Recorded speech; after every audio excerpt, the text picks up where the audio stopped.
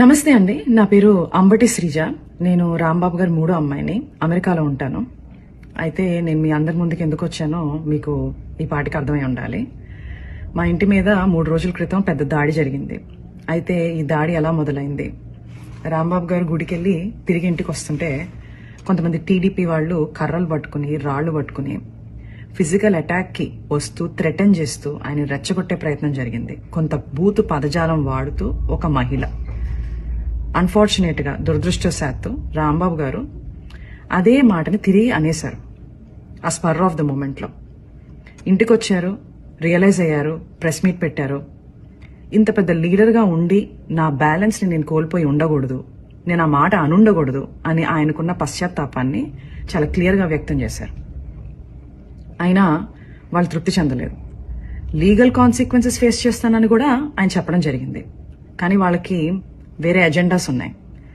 TDP గూండాలు తండోపతండాలుగా 9 నుంచి 10 గంటల పాటు నిర్విరామంగా మాట అన్న మనిషి మీద అటాక్ మాత్రమే కాదు, ఆయన కుటుంబం మీద, ఏమీ తెలియని రాజకీయాలతో సంబంధం లేని మా మదర్, మా సిస్టర్స్, వాళ్ల పిల్లల మీద అటాక్ చేయడం జరిగింది. అటాక్ చేస్తూ వాళ్ళు కుల ప్రస్తావన కూడా తీసుకుని వచ్చారు. కాపు ఎల్ డాష్ ఇలాంటి మాటలు మాట్లాడుతూ అటాక్ చేయడం జరిగింది. అయితే నాకు షాకింగ్ విషయం ఏంటంటే ఇదంతా కూడా ఎగ్జిక్యూట్ చేసింది, ఇంప్లిమెంట్ చేసింది ఎవరయ్యా అంటే ఒక డాక్టర్, సెంట్రల్ మినిస్టర్. అంటే ఆయనకున్న మేధస్సు, ఆయనకున్న ఈవిల్ థాట్స్ ని, ఆ క్షణంలో ఉన్న ఈవిల్ థాట్స్ ని సరైన మార్గంలో పెట్టలేకపోయిందా? ఇది నాకున్న అంతు చిక్కని ఒక ప్రశ్న. అక్కడితో వాళ్ళు ఆగలేదు. రాంబాబు గారిని అరెస్ట్ చేశారు. ఏమని చెప్పి అరెస్ట్ చేశారు? మీకు భద్రత లేదు బయట ఉంటే అని చెప్పి అరెస్ట్ చేశారు. అరెస్ట్ చేసి చాలా కన్వీనియంట్ గా 4 గోళ్ల మధ్యలో బంధించి కాళ్ళు చేతులు పట్టుకుని ఫిజికల్ గా హెరాస్ చేయడం జరిగింది. ఆయన ఒక ఎక్స్ మినిస్టర్. సరే, మీకు ఆ గౌరవం ఇవ్వడం ఇష్టం లేదు. ఆయన ఒక సీనియర్ సిటిజన్, 65 నుంచి 70 ఏళ్ల మధ్యలో ఉంటుంది ఆయన వయసు. అయినా కూడా వాళ్ళకి గౌరవం ఇవ్వాలని లేదు. రాక్షసానందం పొందారు.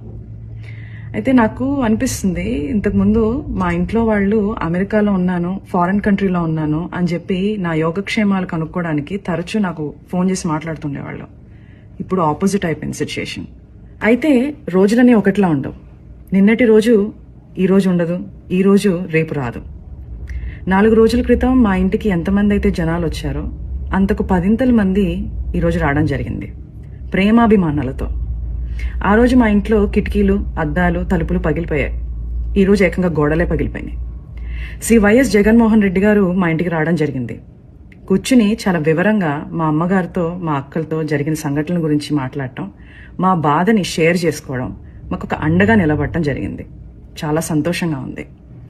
ఇవన్నీ చూస్తుంటే నాకు మా నాన్నగారు అనే మాటలు గుర్తొస్తున్నాయి.